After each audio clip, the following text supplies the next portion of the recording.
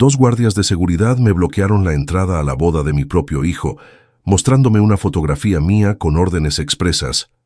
Si este hombre intenta entrar, expúlsenlo inmediatamente. Vi a toda mi familia cruzar las puertas de la iglesia mientras yo era empujado hacia afuera como un criminal, humillado frente a decenas de invitados que me conocían desde hacía años. Antes de continuar, suscríbete al canal, activa la campanita porque todos los días tenemos nuevas historias. Deja tu like y cuéntanos en los comentarios desde qué ciudad nos estás viendo. Me llamo Esteban Morales Jiménez, tengo 67 años, y el 23 de junio de 2024 viví el momento más devastador de mi existencia.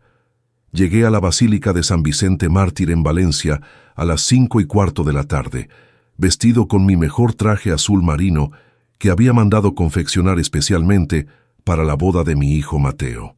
Llevaba en el bolsillo interior un sobre con un cheque de 25.000 euros como regalo de bodas, y en mi corazón la emoción de ver a mi único hijo varón casarse con Adriana Castillo, la mujer que decía amar profundamente.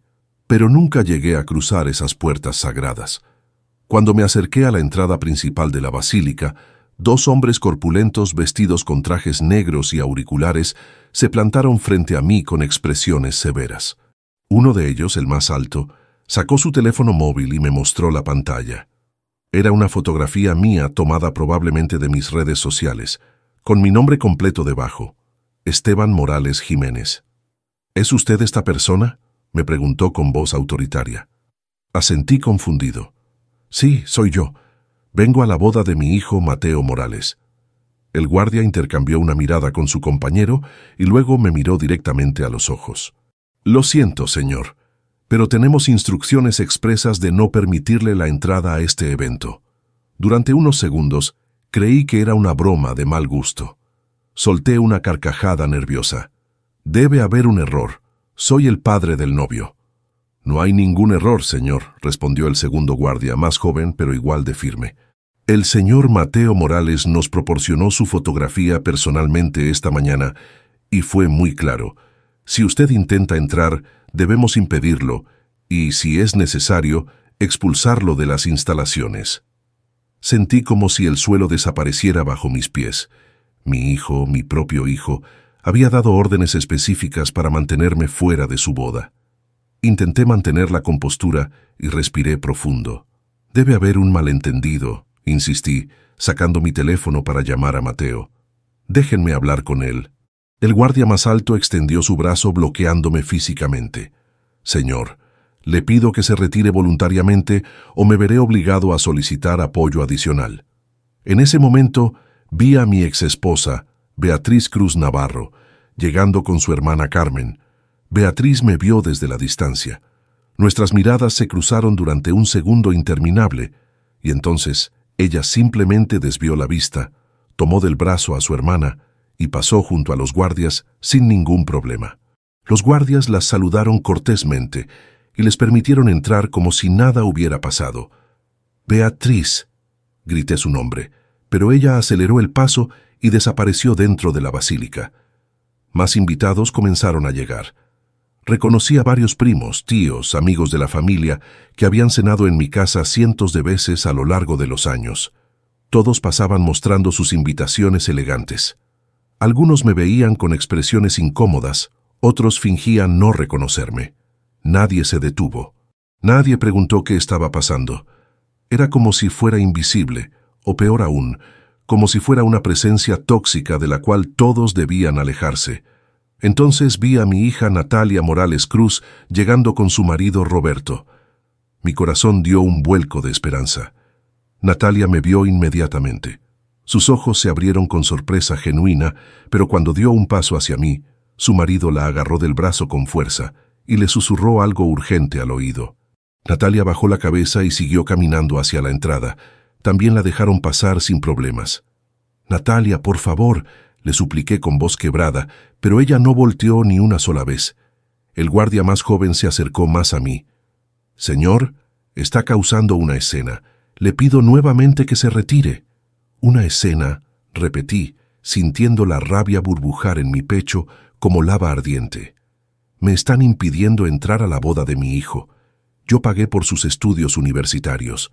Yo lo ayudé a comprar su primer apartamento. Yo estuve con él cuando nadie más estaba, cuando era solo un niño asustado. Eso tendrá que resolverlo con su familia, señor, pero no será hoy y no será aquí, respondió el guardia con firmeza profesional que me dolió más que cualquier insulto. Más invitados seguían llegando en coches lujosos. Algunos comenzaban a sacar sus teléfonos, probablemente fotografiando o grabando la escena humillante. La vergüenza era completa y absoluta. Esteban Morales Jiménez, el empresario que había construido una compañía de importación desde cero con sus propias manos, el hombre que había levantado a su familia con trabajo honesto durante 40 años, estaba siendo expulsado de la boda de su propio hijo como un mendigo indeseado. El guardia más alto habló por su auricular. Necesitamos apoyo en entrada principal. Tenemos la situación controlada, pero requerimos escolta de salida. 2 guardias más aparecieron desde el interior de la basílica. Ahora eran 4 hombres rodeándome como si fuera un criminal peligroso. No es necesario, dije levantando las manos en señal de rendición. Me iré por mi cuenta. Pero no me dejaron irme con dignidad. Los 4 me escoltaron hasta el estacionamiento, 1 a cada lado y 2 detrás, como si temieran que fuera a hacer algo violento. Invitados que seguían llegando se detenían a mirar el espectáculo con curiosidad morbosa. Escuché murmullos, risas ahogadas, el clic constante de cámaras de teléfonos capturando mi humillación para la posteridad. Cuando llegamos a mi Mercedes gris, el guardia original dijo con tono amenazante: «Le recomiendo que abandone la propiedad inmediatamente, señor Morales. Si regresa, llamaremos a la policía». Me subí al coche con las manos temblando de una mezcla de rabia y dolor. Cerré la puerta y los 4 guardias se quedaron parados allí vigilando, asegurándose de que efectivamente me marchara como un cobarde derrotado. Introduje la llave en el contacto, pero no arranqué inmediatamente. No podía. Mi visión se nubló, pero no de lágrimas. Era algo diferente. Era una claridad fría y cristalina que comenzaba a formarse en mi mente, como hielo formándose sobre agua caliente. Saqué mi teléfono móvil y abrí la aplicación de grabadora de voz. Presioné el botón rojo de grabar. 23 de junio de 2024, 5:42 de la tarde, Basílica de San Vicente Mártir, Valencia. Acabo de ser expulsado físicamente de la boda de mi hijo Mateo Morales Cruz por 4 guardias de seguridad contratados por él mismo. Mi propio hijo me ha declarado persona non grata en el día más importante de su vida. Pausé la grabación y miré hacia la basílica donde las campanas habían comenzado a sonar, anunciando el inicio de la ceremonia. En ese momento, algo cambió dentro de mí para siempre. Ya no era solo el padre rechazado. Era un hombre que había sido traicionado de la manera más cruel posible y iba a descubrir exactamente por qué. Conduje durante horas por las calles de Valencia sin rumbo fijo, dejando que la mente procesara lo incomprensible. Cada semáforo en rojo era una pausa forzada para enfrentar la realidad. Mi hijo me había borrado de su vida, de la manera más pública y humillante posible. Pero mientras navegaba por las avenidas familiares de mi ciudad natal, comenzaron a surgir recuerdos que había archivado como insignificantes, pequeños detalles que ahora cobraban un significado siniestro. Todo había comenzado a cambiar hace aproximadamente 2 años, en marzo de 2022. Mateo conoció a Adriana Castillo en una cafetería cerca de su oficina, según me contó con entusiasmo juvenil. Recordaba perfectamente esa conversación porque fue una de las últimas veces que mi hijo compartió algo importante conmigo con genuina alegría. Me había llamado esa misma tarde, emocionado como un adolescente. «Papá, conocí a alguien especial hoy. Se llama Adriana. Derramó café sobre mis documentos por accidente, y cuando me ayudaba a limpiarlos, simplemente, no sé, hubo algo mágico en ese momento». En aquel entonces me pareció una historia encantadora, el tipo de encuentro fortuito que las parejas recuerdan con cariño durante décadas.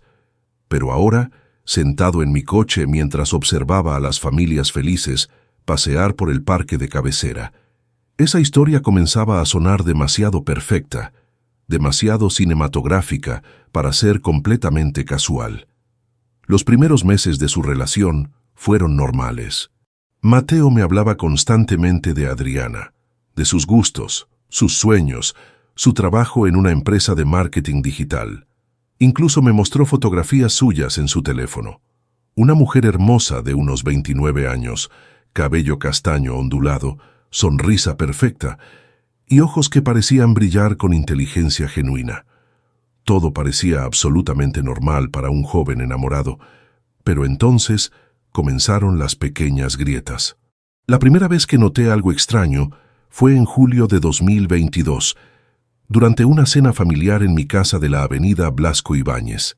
Había preparado paella valenciana para presentarle oficialmente a Adriana a toda la familia. Natalia estaba allí con Roberto. Incluso Beatriz había venido con su hermana Carmen. Era una de esas noches perfectas de verano valenciano, con las ventanas abiertas y el aroma de azahar flotando desde el jardín. Durante la cena, mientras yo contaba anécdotas sobre los primeros años de la empresa, noté que Adriana hacía preguntas muy específicas sobre el negocio. No eran preguntas casuales de cortesía, sino interrogatorios sutiles, pero detallados sobre facturación, número de empleados, propiedades de la compañía, incluso sobre mis inversiones personales. Esteban, debe ser fascinante haber construido todo esto desde cero, había dicho con admiración aparente. ¿Cuántos años te tomó establecer realmente la empresa? ¿Y ahora manejas toda la operación tú solo o tienes socios? En ese momento interpreté su curiosidad como interés genuino en conocer mejor a la familia de su novio, pero recordando ahora sus preguntas, tenían un patrón sistemático, como si estuviera recopilando información específica para algún propósito oculto. La segunda señal de alerta llegó en septiembre del mismo año. Mateo comenzó a cancelar nuestras cenas semanales tradicionales, algo que habíamos mantenido religiosamente durante años, incluso después de mi divorcio con Beatriz. Cuando le preguntaba por qué, sus excusas sonaban vagas y poco convincentes. Adriana necesita que la acompañe a una cena con sus compañeros de trabajo, o tenemos que ver un apartamento, o simplemente estamos muy ocupados con planes de pareja. Gradualmente, nuestras conversaciones telefónicas diarias se redujeron a llamadas esporádicas y mensajes de texto fríos y cortantes. Cuando intentaba planificar actividades juntos, como ir al fútbol o visitar las bodegas familiares en La Rioja, Mateo siempre tenía compromisos previos con Adriana, pero lo más inquietante comenzó en diciembre de 2022. Durante una de nuestras escasas conversaciones telefónicas, Mateo me hizo un comentario que me dejó completamente desconcertado. «Papá, Adriana me contó algo que me molestó mucho. ¿Es cierto que le dijiste a Natalia que ella venía de una familia de clase social inferior y que debía tener cuidado conmigo?» Me quedé completamente atónito. «Mateo, eso es absolutamente falso. Jamás he dicho algo así sobre Adriana ni sobre su familia. Ni siquiera conozco bien a su familia para hacer ese tipo de juicios». «Bueno, Adriana dice que Natalia se lo contó y que tú habías expresado preocupaciones sobre sus intenciones conmigo por razones económicas». La conversación se volvió tensa y desagradable. Por primera vez en nuestras vidas, Mateo me habló con desconfianza y hostilidad. Colgó el teléfono sin despedirse, algo completamente fuera de carácter para él. Inmediatamente llamé a Natalia para preguntarle sobre esta supuesta conversación. Mi hija sonaba nerviosa y evasiva. «Papá, yo nunca dije eso. Debe haber habido algún malentendido. Quizás Adriana interpretó mal algo que mencioné de pasada». Pero cuando presioné para obtener detalles específicos, Natalia se volvió aún más incómoda y terminó la llamada rápidamente, prometiendo que hablaríamos después. Esa conversación nunca sucedió. Durante los primeros meses de 2023, las mentiras sobre mis supuestos comentarios se multiplicaron y se volvieron más elaboradas. Según Mateo, yo había criticado el trabajo de Adriana, había cuestionado su educación, había hecho comentarios despectivos sobre su aspecto físico e incluso había sugerido que solo estaba interesada en su dinero. Cada acusación era más absurda que la anterior, pero Mateo las creía todas. Cuando intentaba defenderme, él respondía con frases como: «Papá, tanto Adriana como mamá me han contado lo mismo. No pueden estar mintiendo las dos». Esa mención de Beatriz me desconcertó profundamente. Mi exesposa y yo habíamos mantenido una relación cordial después del divorcio, centrada únicamente en el bienestar de nuestros hijos. Pero aparentemente, ahora ella estaba corroborando mentiras sobre mí que nunca había dicho. La situación se deterioró aún más durante la primavera de 2023. Mateo comenzó a rechazar invitaciones familiares importantes. No vino a mi cumpleaños número 66 en abril, alegando que Adriana estaba enferma y necesitaba cuidarla. Tampoco asistió a la graduación universitaria de su prima Elena, un evento familiar que considerábamos sagrado. Cuando finalmente nos vimos en junio durante una comida familiar forzada, la tensión era palpable. Mateo me trataba con frialdad profesional, como si fuera un conocido desagradable con quien tenía que mantener apariencias sociales. Adriana, por su parte, actuaba con dulzura superficial, pero había algo calculado en cada sonrisa, cada gesto de afecto hacia Mateo, cada comentario aparentemente inocente. Durante esa comida, Adriana mencionó casualmente planes de boda para el año siguiente. «Estamos pensando en algo íntimo, solo familia cercana y amigos más queridos», dijo mientras tomaba la mano de Mateo posesivamente. «Queremos que sea perfecto, sin ninguna tensión o drama familiar». La forma en que me miró al decir «sin tensión» fue como una puñalada sutil pero precisa. Los meses siguientes fueron una lenta agonía de distanciamiento sistemático. Las llamadas se redujeron a mensajes de texto cortantes. Las invitaciones familiares fueron rechazadas con excusas cada vez más elaboradas. Cuando intentaba visitarlo en su apartamento, Mateo siempre tenía planes previos o compromisos ineludibles. Para finales de 2023, mi relación con mi hijo se había reducido a intercambios superficiales sobre el clima y el trabajo. Ya no compartía sus alegrías, sus preocupaciones, sus planes futuros. Era como si hubiera construido una muralla invisible entre nosotros, y yo no tenía idea de cómo atravesarla. El anuncio oficial de su compromiso llegó por mensaje de texto en enero de 2024. No hubo llamada personal. No hubo invitación para celebrar juntos, solo un mensaje frío informando que se casarían en junio y que recibiría una invitación formal por correo. Esa invitación nunca llegó. Ahora, sentado en mi coche después de la humillación más grande de mi vida, todos esos recuerdos se reorganizaban en mi mente como piezas de un rompecabezas siniestro. Las preguntas específicas de Adriana sobre mis finanzas, las mentiras sistemáticas sobre comentarios que nunca hice, la participación de Beatriz en corroborar esas mentiras, el distanciamiento gradual pero implacable de mi hijo. Nada de esto había sido accidental. Alguien había orquestado cuidadosamente la destrucción de mi relación con Mateo y tenía la creciente certeza de que sabía exactamente quién había sido. Era hora de buscar respuestas. Al día siguiente de la humillación en la basílica, desperté con una determinación férrea que no había sentido en años. No iba a quedarme lamentándome como una víctima indefensa. Si había una conspiración contra mí, necesitaba pruebas concretas, evidencia irrefutable que demostrara lo que mi instinto me gritaba. Mi primer paso fue contactar a Joaquín Herrera Vázquez, un investigador privado con quien había trabajado en casos de fraude empresarial durante los últimos 15 años. Joaquín tenía una reputación impecable en Valencia, especializado en investigaciones delicadas que requerían discreción absoluta y resultados verificables. «Joaquín, necesito que investigues a fondo la relación entre mi hijo Mateo y su esposa Adriana Castillo. Quiero saber todo. ¿Cómo se conocieron realmente? ¿Cuándo comenzaron a comunicarse? Si hay conexiones previas entre ella y mi exesposa Beatriz. Todo», le expliqué durante nuestra reunión en su oficina discreta del centro histórico.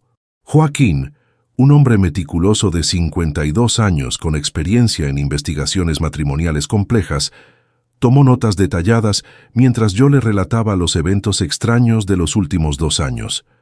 «Esteban, Este tipo de manipulación sistemática requiere planificación extensa. Si hay una conspiración, dejarán rastros digitales, comunicaciones, encuentros documentados. Dame 3 semanas y tendrás respuestas definitivas.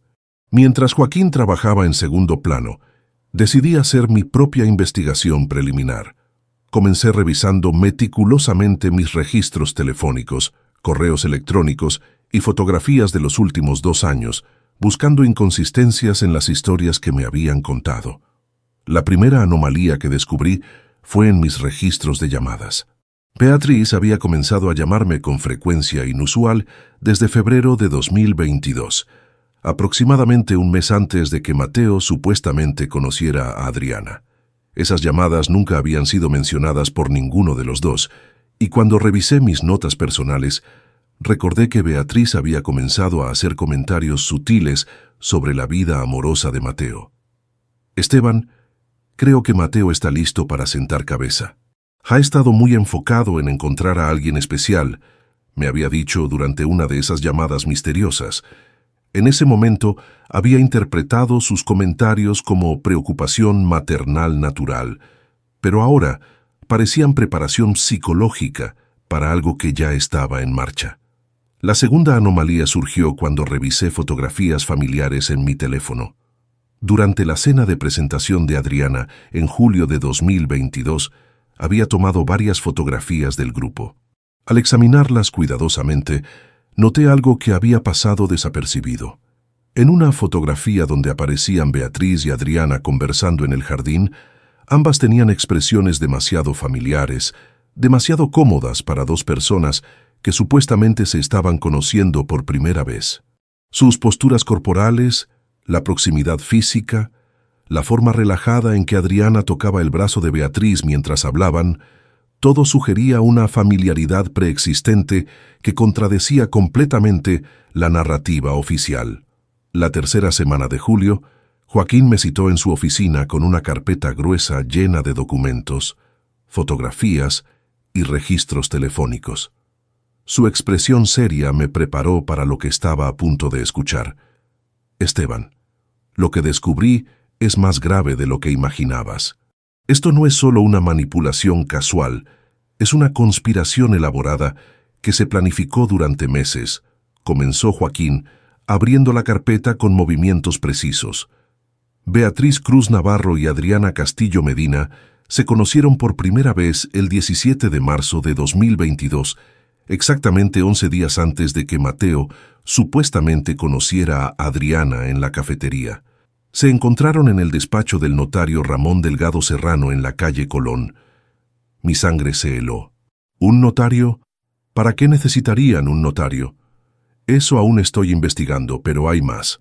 Durante los siguientes 2 meses, mantuvieron 37 llamadas telefónicas documentadas, conversaciones que duraban entre 20 minutos y 1 hora cada una. Además, se encontraron físicamente en al menos 8 ocasiones diferentes antes de que Adriana fuera oficialmente presentada a la familia. Joaquín desplegó una serie de fotografías tomadas con teleobjetivo. Beatriz y Adriana almorzando juntas en un restaurante elegante del centro. Las 2 mujeres caminando por el mercado central como viejas amigas. Adriana saliendo del apartamento de Beatriz una tarde de abril. Pero aquí viene lo más impactante, continuó Joaquín con gravedad. El encuentro en la cafetería fue completamente fabricado. Adriana había estado vigilando las rutinas de Mateo durante 2 semanas antes del supuesto accidente con el café. Tengo fotografías de ella siguiéndolo, documentando sus horarios, sus lugares favoritos para almorzar. Las fotografías que me mostró eran devastadoras. Adriana sentada en coches diferentes, observando la oficina de Mateo desde distintos ángulos. Adriana tomando fotografías discretas de mi hijo mientras él salía de reuniones de trabajo. Adriana siguiéndolo hasta su gimnasio, su supermercado habitual, sus bares favoritos. Y aquí está la evidencia más condenatoria, dijo Joaquín, mostrándome una fotografía que me quitó el aliento.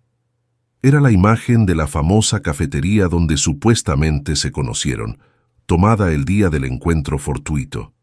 Pero en la esquina izquierda de la fotografía, parcialmente oculta detrás de un periódico, Estaba Beatriz. Mi exesposa había estado allí, observando toda la representación teatral, asegurándose de que el plan se ejecutara perfectamente. Beatriz presenció todo el espectáculo, confirmó Joaquín. Llegó 15 minutos antes que Mateo, se sentó estratégicamente para observar sin ser vista y permaneció allí hasta que Adriana y Mateo se marcharon juntos. Esto no fue un encuentro casual, Esteban. Fue una operación de seducción planificada militarmente. Mi mente procesaba la información como si fuera veneno lento extendiéndose por mis venas. ¿Pero por qué? ¿Cuál era el objetivo de todo esto? Esa es la pregunta del €1.000.000, respondió Joaquín con expresión sombría. Literalmente, mis fuentes me han confirmado que Adriana tenía información detallada sobre tu patrimonio personal antes de conocer oficialmente a Mateo. Sabía sobre la empresa, las propiedades, las inversiones, incluso sobre tu testamento actual. ¿Cómo es posible que supiera sobre mi testamento? Es información completamente confidencial. Alguien con acceso legal a esa información se la proporcionó. Alguien que figura como beneficiaria en documentos relacionados contigo. La implicación era clara y aterradora. Beatriz tenía acceso a información financiera sobre mí a través de nuestro divorcio y los acuerdos de custodia de los hijos. Había usado esa información privilegiada para reclutar y preparar a Adriana como una especie de espía sentimental. Hay más, continuó Joaquín. Durante las últimas semanas he estado monitoreando las comunicaciones actuales entre Beatriz y Adriana. Siguen en contacto constante, a veces hablando 2 o 3 veces por día. Y hay algo más perturbador. También han estado comunicándose con un abogado especializado en derecho sucesorio. Esa información final fue como recibir un martillazo en el estómago. No solo habían conspirado para alejar a Mateo de mí, sino que aparentemente estaban planificando algo relacionado con mi herencia y mis bienes. Joaquín, necesito que profundices en esa investigación legal. Quiero saber exactamente qué han estado planeando con ese abogado. Y quiero grabaciones de sus conversaciones, si es posible conseguirlas legalmente. Ya estoy trabajando en eso. Tengo contactos en el sector legal que pueden ayudarnos a entender qué tipo de maniobras están considerando. Pero Esteban, debo advertirte, si esto es lo que creo que es, van a intentar cuestionarte legalmente, posiblemente alegando incapacidad mental o influencia indebida sobre tu patrimonio. La realidad de la situación comenzó a cristalizarse con claridad brutal. Beatriz y Adriana no habían orquestado simplemente el distanciamiento entre Mateo y yo por capricho o venganza personal. Habían estado ejecutando un plan sistemático para aislarme de mi familia, sembrar dudas sobre mi estabilidad mental y posicionarse para controlar o reclamar mi patrimonio. La humillación en la boda no había sido el clímax de su plan, sino apenas el primer paso público. Habían necesitado demostrar ante testigos que yo era una persona inestable, problemática, alguien de quien la familia necesitaba protegerse. Las fotografías y videos de mi expulsión de la iglesia serían evidencia perfecta para cualquier procedimiento legal futuro. Salí de la oficina de Joaquín con una mezcla de devastación y determinación. Ahora sabía con certeza que había sido víctima de una traición calculada y sistemática. Pero también sabía que tenía evidencias concretas, pruebas irrefutables de la conspiración. Beatriz y Adriana habían cometido un error fatal. Habían subestimado completamente mi capacidad de investigar y descubrir la verdad. Creían que me quedaría llorando como un padre rechazado, aceptando pasivamente mi destino. Se equivocaron gravemente. Era hora de planificar mi respuesta, y esta vez sería yo quien controlaría completamente el juego. Durante las siguientes 2 semanas, la investigación de Joaquín se profundizó hasta revelar dimensiones aún más siniestras de la conspiración. Lo que inicialmente parecía una manipulación sentimental, resultó ser una operación financiera sofisticada, con ramificaciones legales que me helaron la sangre. La primera revelación llegó a través de mi primo segundo, Alejandro Morales Pérez, quien trabajaba como administrativo en el Registro Mercantil de Valencia. Alejandro me contactó después de notar movimientos extraños en documentos relacionados con mi empresa. Esteban, hay algo muy raro sucediendo. Alguien ha estado solicitando información detallada sobre Morales Importaciones durante los últimos 6 meses. No solo información básica, sino registros financieros, declaraciones de patrimonio, incluso consultas sobre procedimientos de sucesión empresarial, me explicó Alejandro durante una reunión discreta en su apartamento. ¿Quién está haciendo esas consultas?, pregunté, aunque ya sospechaba la respuesta. Oficialmente, es un bufete de abogados llamado Delgado & Asociados. Pero cuando investigué más a fondo, descubrí que el cliente que paga sus servicios es Beatriz Cruz Navarro. Tu exesposa ha estado financiando una investigación exhaustiva de todo tu patrimonio empresarial y personal. La información me golpeó como un mazo. Beatriz había estado utilizando los recursos económicos que yo le proporcionaba mensualmente como pensión alimenticia para financiar una investigación contra mí. La ironía era tan cruel que casi resultaba admirable en su perversidad. Alejandro continuó revelando detalles que pintaban un cuadro cada vez más aterrador. También solicitaron información sobre tus cuentas bancarias empresariales, inversiones en bolsa, propiedades inmobiliarias registradas a tu nombre y, lo más inquietante, han estado investigando los requisitos legales para declarar incapacidad mental de un empresario y transferir la administración de sus bienes a familiares directos. Esa última revelación confirmó mis peores temores. El plan no era simplemente alejarme de Mateo emocionalmente, sino crear las condiciones legales necesarias para cuestionarme mentalmente y arrebatarme el control de todo lo que había construido durante 40 años de trabajo. 2 días después, Joaquín me llamó con urgencia para reunirnos en su oficina. Su voz por teléfono sonaba tensa y preocupada. Esteban, he interceptado conversaciones entre Beatriz y Adriana que necesitas escuchar inmediatamente. Lo que descubrimos cambia completamente nuestra comprensión de esta conspiración. En su oficina, Joaquín reprodujo grabaciones de conversaciones telefónicas que habían sido obtenidas legalmente a través de contactos especializados. Las voces de Beatriz y Adriana sonaban claras y despiadadas mientras discutían sus planes con frialdad empresarial. En la primera grabación, fechada 3 días antes de la boda, Beatriz explicaba la estrategia final. El incidente en la iglesia tiene que ser perfecto, Adriana. Necesitamos que Esteban parezca completamente inestable delante de todos los invitados. Las fotografías y videos de su expulsión serán evidencia crucial para el procedimiento legal.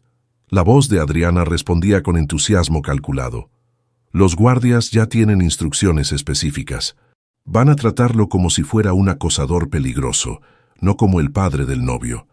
Entre más dramática sea su reacción, mejor para nosotras. La segunda grabación era aún más reveladora. Adriana discutía abiertamente sus motivaciones financieras. Beatriz, una vez que tengamos control legal sobre el patrimonio de Esteban, podremos liquidar la empresa y dividir los activos. Mis cálculos indican que estamos hablando de aproximadamente 1.400.000 euros en total, sin contar las propiedades inmobiliarias. Y Mateo nunca sospechará nada, respondía Beatriz con satisfacción evidente. Él cree sinceramente que su padre es una persona problemática que necesita ser controlada. Cuando presentemos la petición legal de incapacidad, Mateo será nuestro testigo principal. La tercera grabación contenía detalles sobre chantaje familiar que explicaban el comportamiento de Natalia. Tu hija también está bajo control, decía Adriana. Le dejaste muy claro que si defendía a Esteban o mantenía contacto con él, perdería cualquier derecho a herencia familiar y sería completamente excluida de nuestras vidas. Natalia es más fácil de manipular que Mateo, confirmaba Beatriz. Siempre ha tenido miedo de quedarse sola, especialmente después de sus problemas matrimoniales del año pasado. Prefiere mantenerse callada que arriesgar su seguridad económica futura. Las grabaciones continuaron revelando aspectos aún más sórdidos del plan. Adriana había estado documentando meticulosamente cada encuentro conmigo durante 2 años. creando un archivo de supuestos comportamientos erráticos, comentarios inapropiados y señales de deterioro mental que eran completamente fabricados o sacados de contexto. Tengo más de 50 páginas de notas sobre comportamientos extraños de Esteban, explicaba Adriana en una grabación. Episodios de olvido, comentarios irracionales, arranques de ira injustificados. Obviamente todo es inventado o exagerado, pero con la presentación correcta, cualquier juez considerará que necesita supervisión legal de sus finanzas. La cuarta grabación reveló la participación de un cómplice adicional que me sorprendió completamente. Dr. Fernando Castillo Herrera, psiquiatra y aparente hermano de Adriana, había acordado proporcionar un diagnóstico falso de deterioro cognitivo cuando fuera necesario para el procedimiento legal. Mi hermano Fernando ya tiene preparado el informe psiquiátrico, explicaba Adriana. Declararemos que Esteban muestra síntomas de demencia incipiente, paranoia crónica y comportamiento errático que lo incapacita para manejar responsabilidades financieras complejas. Joaquín pausó las grabaciones y me miró con expresión grave. Esteban, esto va más allá de una simple conspiración. Están cometiendo múltiples delitos: fraude documental, chantaje familiar, conspiración para cometer fraude e incluso corrupción médica a través del hermano psiquiatra. Pero la revelación más devastadora llegó en la quinta grabación, donde Beatriz explicaba cómo habían manipulado sistemáticamente la percepción de Mateo sobre mí durante los últimos 2 años. El chico realmente cree que su padre lo odia, decía Beatriz con satisfacción cruel. Cada mentira que le contamos sobre comentarios despectivos, cada historia fabricada sobre desaprobación familiar, cada episodio inventado de comportamiento problemático. Mateo está completamente convencido de que Esteban es una persona tóxica y peligrosa. Y lo mejor es que Mateo defenderá esa versión ante cualquier tribunal, agregaba Adriana. Cuando testifique sobre el comportamiento problemático de su padre, sonará completamente convincente, porque genuinamente cree cada mentira que le hemos alimentado. La sexta y última grabación contenía la discusión sobre el cronograma final de su plan. Después de la humillación pública en la boda, esperarían exactamente 3 meses antes de presentar la petición legal de incapacidad mental. Ese periodo les daría tiempo para recopilar testimonios adicionales de familiares y conocidos que habían presenciado mi supuesto comportamiento errático durante la expulsión. Para octubre tendremos un caso legal sólido, explicaba Beatriz. Testimonios de familia, evidencia fotográfica y videográfica del incidente en la iglesia, informes psiquiátricos profesionales y un historial documentado de comportamiento problemático. Ningún juez dudará que Esteban necesita supervisión legal inmediata. Cuando las grabaciones terminaron, permanecí en silencio durante varios minutos, procesando la magnitud de la traición.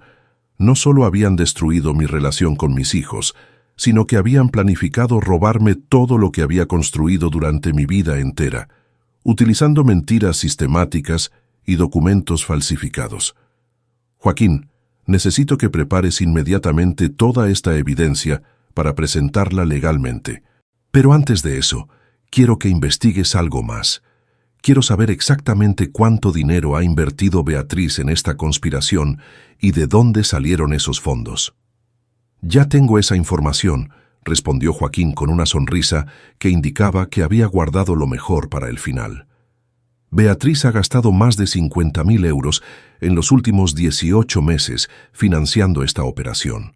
Honorarios de abogados, pagos al investigador privado que me seguía a ti, sobornos al personal del registro mercantil, incluso pagos mensuales a Adriana como compensación por su participación. ¿Y de dónde salió ese dinero? De la pensión alimenticia que tú le pagas mensualmente, combinada con préstamos bancarios que solicitó usando como garantía su participación en propiedades que compartieron durante el matrimonio. La ironía final era perfecta en su crueldad. Había estado financiando involuntariamente mi propia destrucción. Cada euro que le enviaba mensualmente a Beatriz había sido usado para contratar abogados, investigadores y cómplices destinados a arrebatarme todo lo que poseía. Pero ahora tenía algo que ellas nunca habían considerado: evidencia completa e irrefutable de toda la conspiración. Grabaciones, documentos, fotografías, registros financieros que demostraban cada aspecto de su plan criminal. Era momento de contraatacar, y esta vez sería yo quien controlaría cada movimiento del juego. Con todas las pruebas en mi poder, era momento de ejecutar una respuesta que fuera tan meticulosa y devastadora como la conspiración que habían tejido contra mí. Pero a diferencia de sus métodos basados en mentiras y manipulación, mi contraataque estaría fundamentado en la verdad legal y la justicia implacable. Mi primer movimiento fue contactar al bufete jurídico más prestigioso de Valencia: Mendoza, Vega y Asociados, especialistas en derecho patrimonial y sucesorio. El socio principal, don Ricardo Mendoza Salinas, era conocido por su capacidad para manejar casos complejos de fraude familiar con discreción absoluta y eficacia quirúrgica. Durante nuestra primera reunión, le presenté toda la evidencia recopilada por Joaquín: las grabaciones de audio, los documentos financieros, las fotografías de vigilancia, los registros telefónicos y la documentación sobre consultas fraudulentas al registro mercantil. Don Esteban, lo que me está mostrando constituye una conspiración criminal de múltiples delitos, declaró Ricardo después de revisar meticulosamente cada documento. Tenemos evidencia suficiente para procesar por fraude, extorsión, falsificación de documentos, chantaje familiar y conspiración para cometer estafa.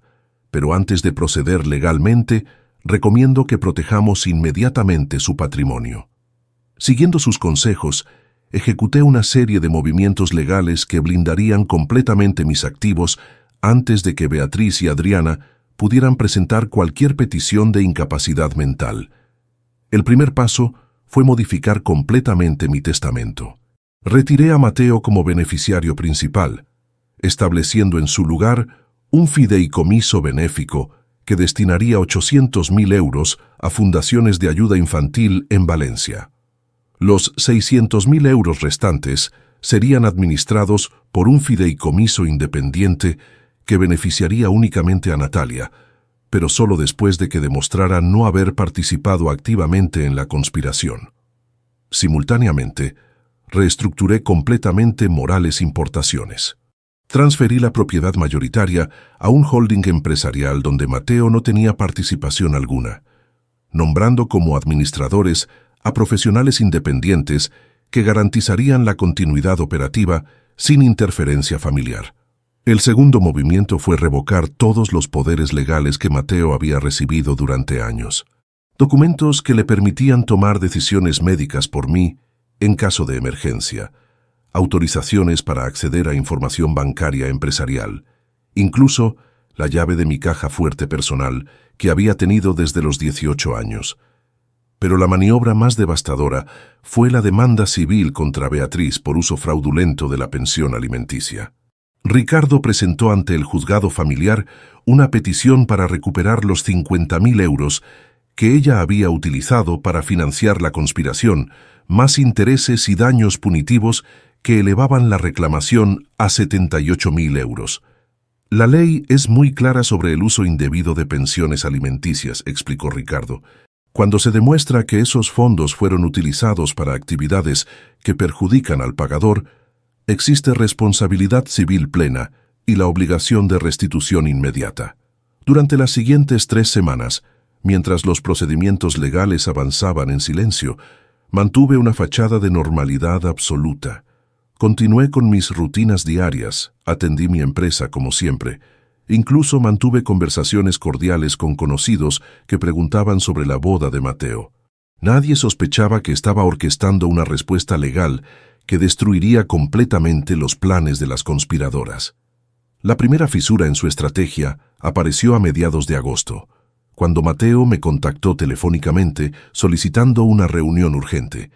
Su voz sonaba diferente, menos hostil pero extrañamente desesperada. «Papá, necesito hablar contigo sobre algo importante. ¿Podemos vernos mañana en tu oficina?» Acepté la reunión, sospechando que había llegado el momento que habían planeado para pedirme el dinero que necesitaban para consolidar su plan financiero. Mateo llegó a mi oficina puntualmente, acompañado por Adriana.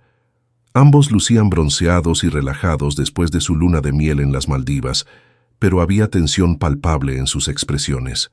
Papá, Adriana y yo hemos estado discutiendo nuestros planes futuros, comenzó Mateo con nerviosismo evidente.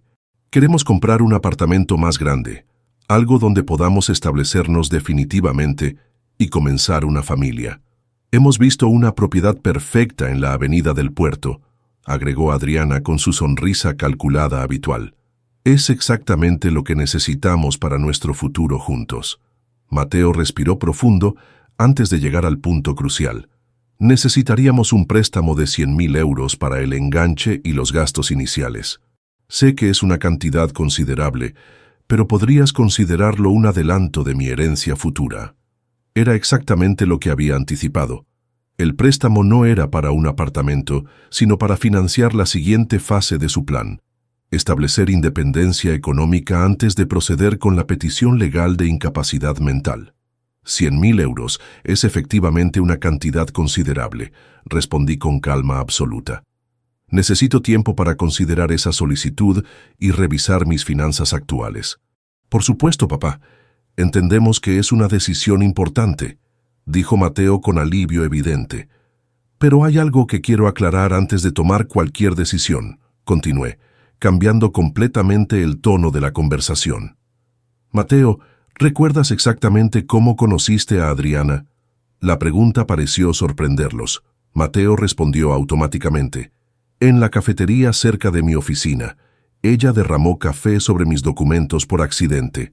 ¿Y tú, Adriana, recuerdas los detalles de ese encuentro fortuito? Por supuesto, respondió con confianza que pronto se evaporaría.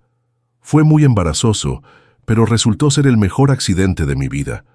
Saqué de mi escritorio una carpeta con las fotografías que Joaquín había recopilado. Sin decir palabra, coloqué sobre la mesa la imagen de Adriana siguiendo a Mateo durante 2 semanas antes del supuesto encuentro casual. ¿Podrían explicarme por qué Adriana estuvo vigilando las rutinas de Mateo durante 14 días antes de conocerlo oficialmente? El silencio que siguió fue ensordecedor. Adriana palideció visiblemente mientras Mateo miraba las fotografías con expresión de creciente confusión y horror. Coloqué la segunda fotografía, Beatriz observando discretamente desde la cafetería durante el encuentro fabricado. ¿Y podrían explicar por qué mi exesposa estaba presente, vigilando cuidadosamente la representación teatral que ustedes habían ensayado? Mateo tomó las fotografías con manos temblorosas. Papá, esto tiene que ser un malentendido. Tiene que haber una explicación lógica. La hay, respondí con frialdad. Se llama conspiración para cometer fraude. Coloqué sobre la mesa las transcripciones de las grabaciones telefónicas entre Beatriz y Adriana, destacando las secciones donde discutían abiertamente sus planes para manipularlo y robar mi patrimonio. Mientras Mateo leía, su expresión cambió de confusión a incredulidad, luego a horror absoluto, y finalmente a una rabia que nunca había visto en él. Adriana, dijo con voz quebrada, ¿esto es verdad? ¿Todo nuestra relación ha sido una mentira? Adriana había abandonado completamente su máscara de dulzura. Su verdadera naturaleza emergió con frialdad calculada. Mateo, no seas ingenuo. Tu padre está intentando destruir nuestro matrimonio porque no puede aceptar que ya no controla tu vida. Responde la pregunta, insistió Mateo con firmeza creciente. ¿Conocías a mi madre antes de conocerme a mí? El silencio de Adriana fue respuesta suficiente. Entonces coloqué el documento final sobre la mesa, la demanda civil contra Beatriz y la notificación de cambios patrimoniales que eliminaban completamente a Mateo de mi testamento. Mateo, durante 2 años han conspirado sistemáticamente para destruir nuestra relación, robar mi patrimonio y manipularte como un títere en su juego financiero. Toda evidencia está documentada legalmente y ha sido presentada ante los tribunales correspondientes. Mateo se levantó lentamente, mirando a Adriana con una mezcla de dolor y disgusto que era devastadora de observar. Adriana, Quiero que salgas de mi vida inmediatamente. Todo lo que hemos vivido juntos ha sido una mentira calculada. Mateo, no seas ridículo, respondió Adriana con arrogancia. Estamos casados legalmente. No puedes simplemente... Sí puedo, interrumpió Mateo con determinación que me recordó a mí mismo a su edad, y lo haré. Adriana se levantó con furia contenida, me miró directamente y mostró finalmente su verdadero carácter. Esto no termina aquí, Esteban. Tienes más que perder de lo que imaginas. Era una amenaza vacía de alguien que acababa de perder completamente el control del juego que había creído dominar. Después de que Adriana se marchara, Mateo y yo permanecimos en silencio durante largos minutos. Finalmente mi hijo habló con voz apenas audible. «Papá, ¿podrás perdonarme algún día?» La pregunta que había estado esperando durante 2 años finalmente había llegado, pero la situación había cambiado demasiado para respuestas simples. La pregunta de Mateo sobre el perdón quedó suspendida en el aire como humo denso durante varios minutos. Miraba a mi hijo, viendo por primera vez en 2 años al joven que había criado, pero también reconociendo que algo fundamental se había roto entre nosotros, que el tiempo tendría que sanar lentamente. «Mateo», respondí finalmente, eligiendo cada palabra con cuidado, «el perdón no es algo que se otorga inmediatamente después de una revelación. Es un proceso que requiere tiempo, reflexión y principalmente la demostración genuina de que entiendes la magnitud de lo que ha sucedido». Mi hijo asintió con lágrimas en los ojos, pero había algo más que dolor en su expresión. Había determinación, una resolución que no había visto durante los años de su manipulación. «Papá, quiero hacer las cosas bien. Quiero divorciarme de Adriana inmediatamente y encontrar la manera de reparar todo el daño que he causado. El divorcio será el primer paso, pero no será sencillo», le expliqué. «Adriana no va a ceder fácilmente, especialmente ahora que sabe que sus planes han sido descubiertos. Tendrás que estar preparado para una batalla legal prolongada y posiblemente sucia».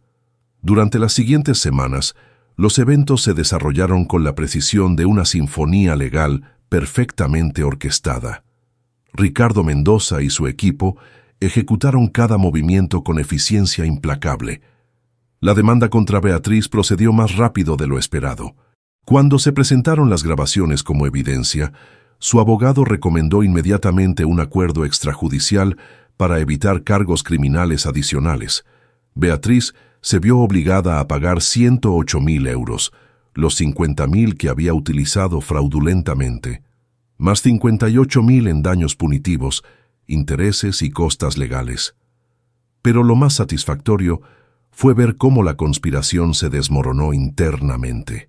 Joaquín me informó que Adriana había contactado desesperadamente a Beatriz, exigiendo que revirtiera los cambios en mi testamento, amenazando con revelar públicamente la participación de mi exesposa si no recibía compensación económica inmediata.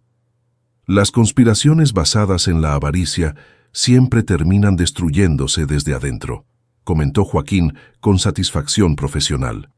Cuando el dinero desaparece, los ladrones se vuelven contra sus propios cómplices. La respuesta de Beatriz fue cortante y reveladora.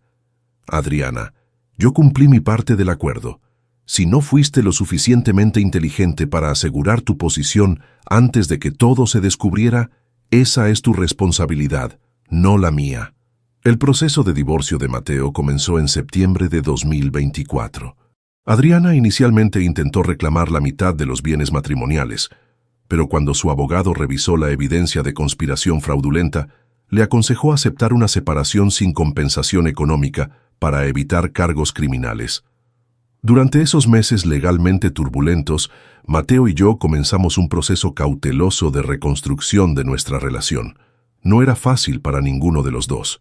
La confianza que habíamos construido durante 25 años había sido sistemáticamente envenenada, y reconstruirla requería paciencia y honestidad brutal.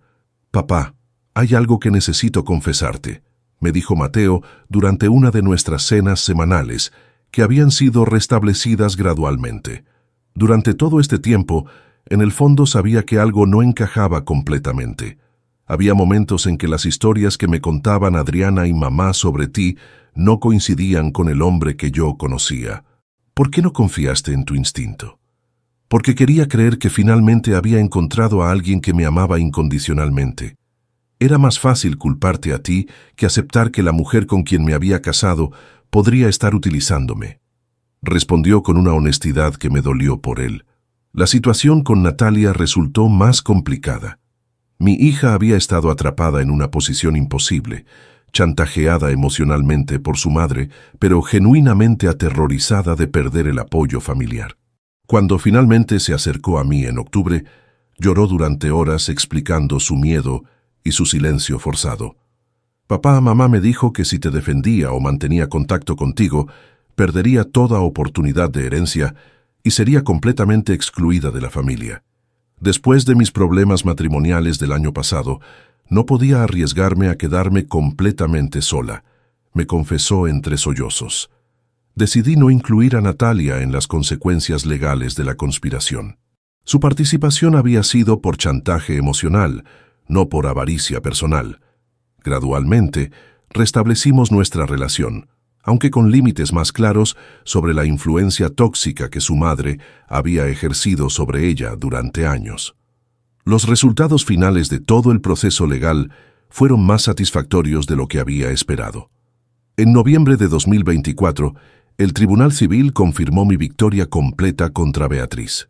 Además de los 108.000 euros que debía pagarme, perdió permanentemente cualquier derecho a pensión alimenticia futura. El doctor Fernando Castillo, el hermano psiquiatra de Adriana, que había acordado proporcionar diagnósticos falsos, fue reportado al Colegio Médico Profesional. Su licencia fue suspendida temporalmente mientras se investigaba su participación en la conspiración fraudulenta. Adriana intentó una última maniobra desesperada en diciembre, contactándome directamente para negociar un acuerdo privado. Se presentó en mi oficina sin cita previa, con la misma sonrisa manipuladora que había utilizado durante 2 años. Esteban, creo que podemos resolver esto como adultos civilizados. No necesitamos prolongar esta situación desagradable para toda la familia, dijo con falsa cordialidad.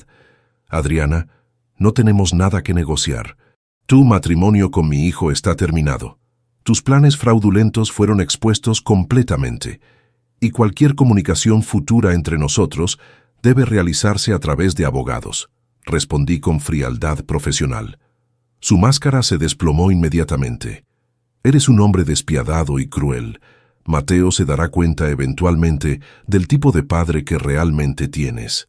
Mateo ya sabe exactamente el tipo de padre que tiene, y también sabe exactamente el tipo de mujer que eres tú. Esa fue la última vez que vi a Adriana Castillo Medina. Para finales de 2024, la conspiración había sido completamente desmantelada y todos sus participantes habían enfrentado consecuencias apropiadas.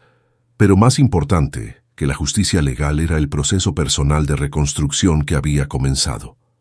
En enero de 2025, recibí una carta manuscrita de Mateo que conservo como uno de mis documentos más valiosos. En esa carta, mi hijo no solo pedía perdón, sino que analizaba honestamente cómo había permitido que la manipulación envenenara su juicio y destruyera nuestra relación. Papá, he aprendido que el amor verdadero nunca requiere que traiciones a las personas que más te han amado en la vida. Adriana me pidió que eligiera entre ella y tú, y yo elegí mal. Ahora entiendo que alguien que realmente me amara nunca me habría puesto en esa posición. No respondí esa carta inmediatamente. Necesitaba tiempo para procesar mis propios sentimientos y decidir cómo quería proceder con nuestra relación reconstruida. Cuando finalmente respondí, 3 semanas después, le escribí algo que había estado reflexionando durante meses. Mateo, el perdón no significa olvidar lo que sucedió. Significa elegir construir algo nuevo sobre los cimientos de lo que aprendimos. La confianza se ganará gradualmente, pero el amor nunca desapareció.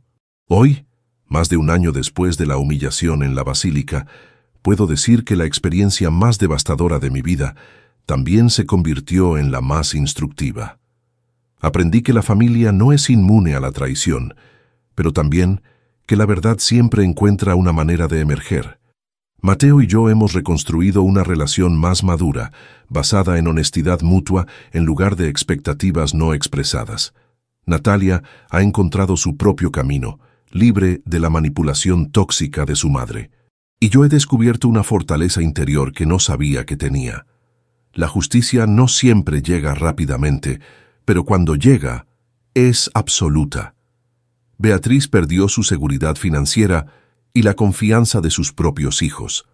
Adriana perdió su matrimonio, su plan de enriquecimiento fácil y su reputación. El doctor Castillo perdió su carrera profesional. Pero yo gané algo más valioso que cualquier dinero: la confirmación de que había criado a un hijo lo suficientemente fuerte para reconocer sus errores y trabajar para corregirlos. Esa es una victoria que ninguna conspiración podría haberme arrebatado. A veces, las traiciones más profundas nos enseñan las lecciones más importantes sobre nosotros mismos y sobre el tipo de personas que realmente valoramos en nuestras vidas.